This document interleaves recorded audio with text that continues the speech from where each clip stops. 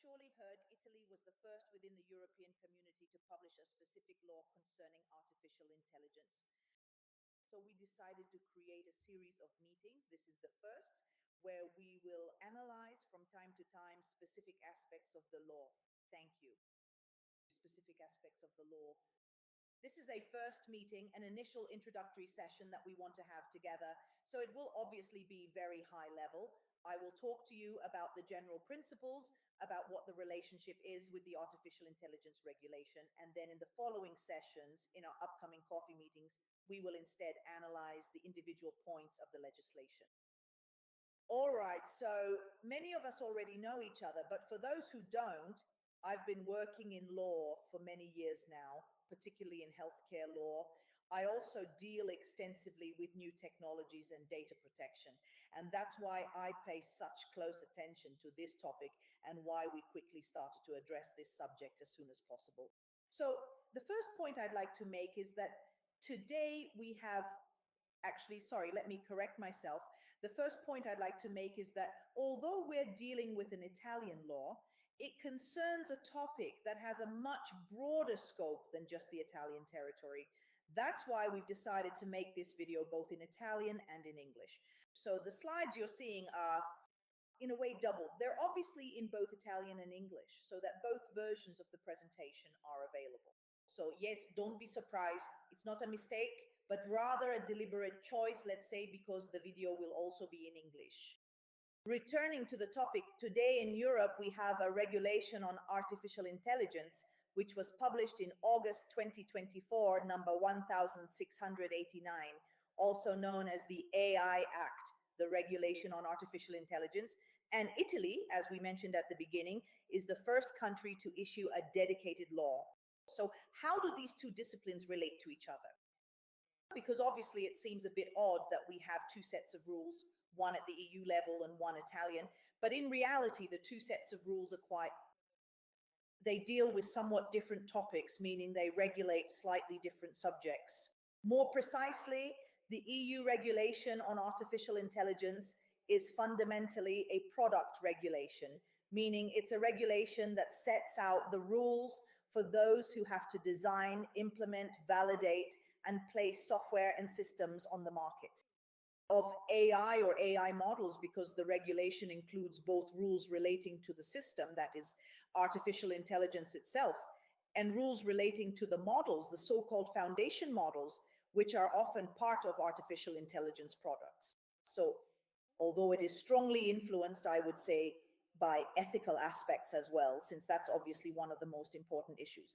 One of the most important aspects of artificial intelligence is also the ethical side of creating the product, but as we will see, also of using the product, of course. However, the regulation is a product regulation, meaning a regulation that in legal terms we define as a vertical regulation, that is one that deals with that specific category of products. The Italian regulation, on the other hand, is for this. They are not in contradiction, but I would say that in some way the two disciplines intersect.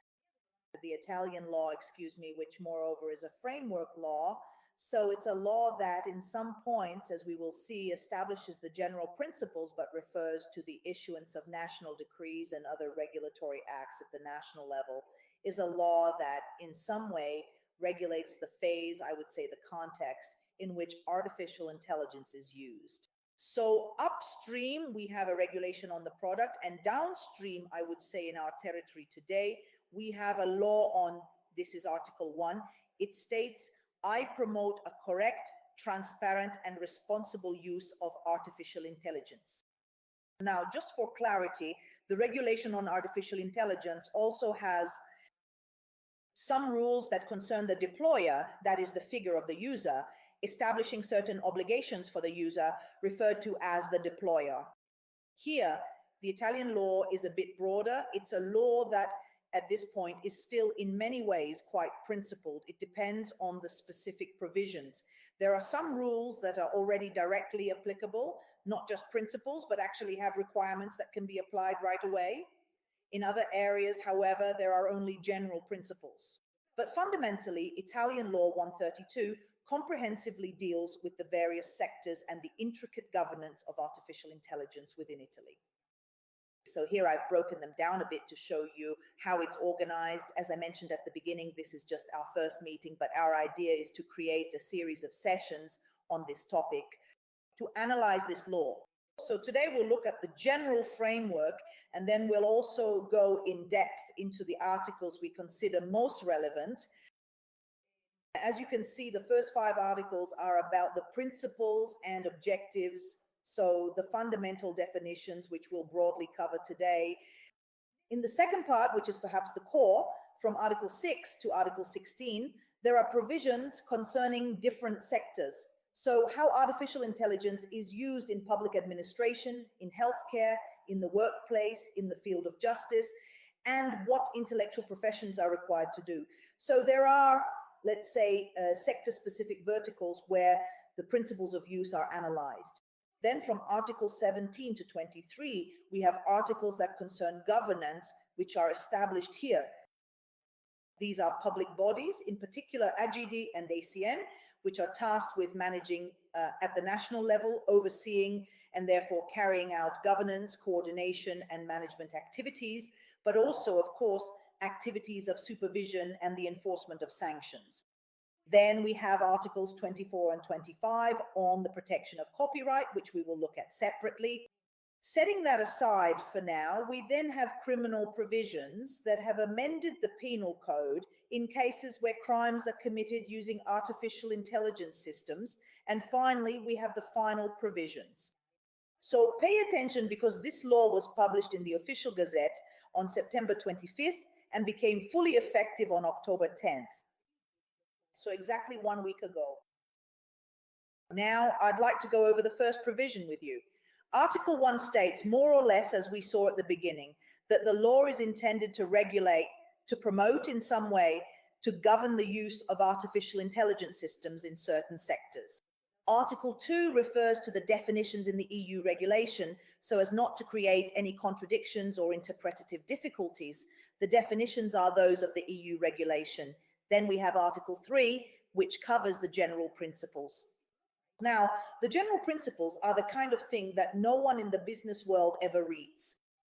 In reality, the general principles are the tools and criteria for interpreting and applying the entire system. So the general principles include respect for the fundamental rights and freedoms provided for by the Constitution.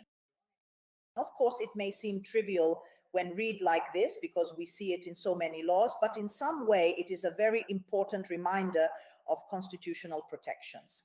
So artificial intelligence is a tool, and therefore it can in no way undermine the fundamental rights and freedoms provided for by our Constitution. The second point concerns data.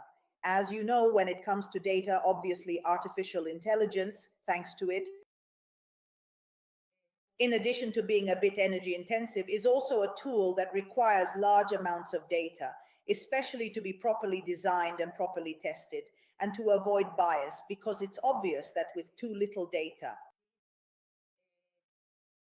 whether it's because I don't have data or because I choose to use only a little, but it's easier when you have little data, for distortions to arise during operation, in the design phase, and then obviously during use, and possible discrimination. So here, as a general principle, it is required that the data used, the data used for design must still be correct, reliable, secure, of high quality, appropriate, and also transparent. So all the principles, let's say, of the world of data. Of course, we will also have the whole issue of compliance during the usage phase. We will have a specific session on this topic. There is a whole issue during the usage phase regarding compliance with the GDPR, and therefore not only compliance with general principles such as data minimization, but above all the point of contact with Article 22 of the GDPR. So whether or not Article 22 applies, also in light of the rulings that have been made and the topic of artificial intelligence. Another key point, of course, is the respect for human autonomy and decision-making power. This is another principle that is absolutely strong and reiterated throughout the European regulation. It always remains the case.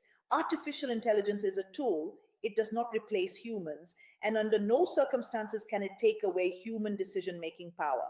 Then, of course, there is a reminder, artificial intelligence brings with it great benefits, in my opinion, in general. I myself use AI in my work. and I see its great advantages every day, but certainly there are also risks. One of the fundamental risks is obviously the threat to the principles of democracy. So for the first time, we have a very, very specific reminder of the need not to undermine in any way our institutional and political life, as well as, let's say, our world and our principles of democracy. Then it is stated that no new obligations are created beyond those provided for by the AI Act. In my opinion, this is only partially true. As we move forward, we will see what additional obligations may arise. Let's say that no new obligations are created regarding the product itself, so there are no further requirements concerning design and placing on the market, but there are additional obligations regarding its use. Then we have the issue of cybersecurity, which is obviously another topic that has now truly become a hot issue. We are all dealing with NIS2 and therefore with the matter of cybersecurity in business processes and the overall functioning of the company. Naturally, this raises a concern. We obviously have cybersecurity regulations for products. Article 15 of the Artificial Intelligence Regulation itself establishes an obligation to comply with cybersecurity requirements in the design and throughout the entire life cycle of the AI system. And here, of course, it is referenced because the issue of cybersecurity is in some way inherently involved. It is a product measure, but perhaps even more so, it is a measure of use of software systems in general, and of course of the networks and infrastructures within which we live. Then we have the issue of disability.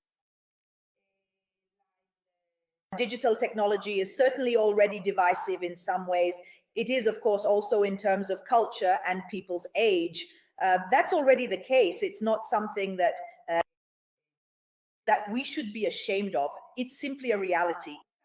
Undoubtedly, we cannot think of creating artificial intelligence systems, or even less, using artificial intelligence systems that discriminate against people with disabilities. So these were the general principles that we must absolutely adhere to. Then we have Article 4, which specifically concerns, please pay attention here, an important article that deals with information and data privacy. So this article modifies the privacy notices. I'll pause a bit longer on this article because at the beginning, it obviously states that intelligence must avoid bias and must respect freedom and pluralism of the media. So we're talking about intelligence in the context of communication, meaning that artificial intelligence should not in any way, should not lead to, should not discriminate against or silence different voices and viewpoints. But paragraph 2 and paragraph 3, which I have highlighted for you in red, in my opinion, are particularly interesting in everyday life. Because it says, let's keep in mind that this regulation is already in force. At the moment, we don't have the penalties yet, but the regulation is fully in effect. So it says that the use of artificial intelligence systems must ensure the lawful, fair, and transparent processing of data and compatibility with the purposes for which the data was collected. So the first part concerns the use, and naturally it requires that this use, this application of artificial intelligence, be carried out in a consistent way, we might say, within the community framework in line with the GDPR. As I was saying, we will later take a closer look at Article 21 in particular in the upcoming sessions.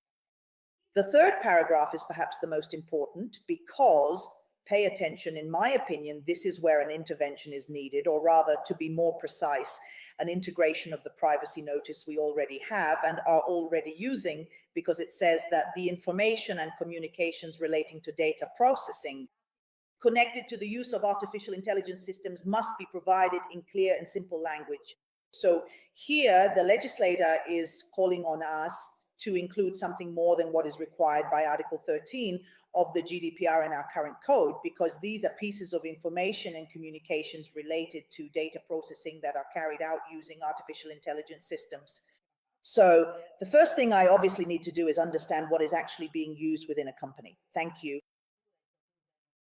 What tools is the data controller using? Which of these can be classified as artificial intelligence systems? And at that point, provide information and communications about how the data is processed in that process.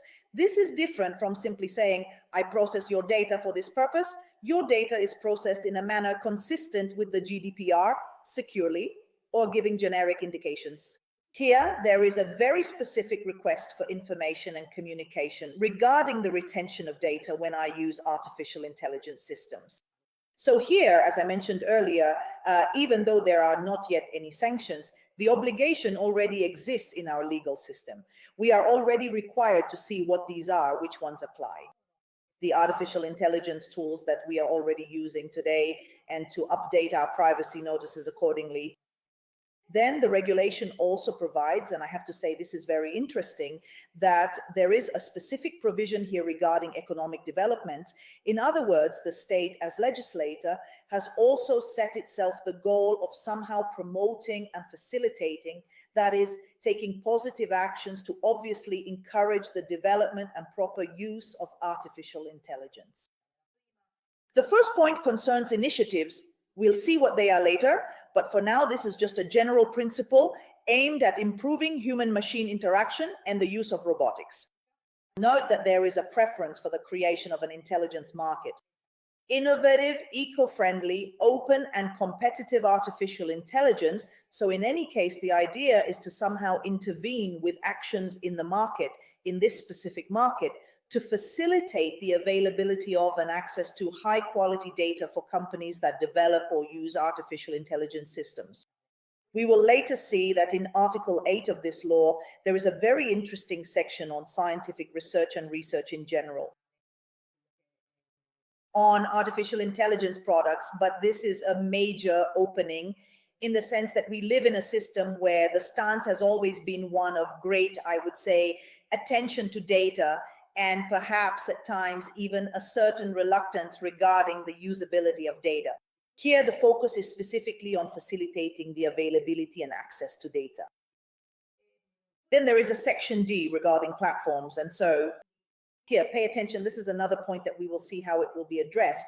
But there is a preference for all those providers of artificial intelligence systems or models who keep their data in data centers located within the national territory.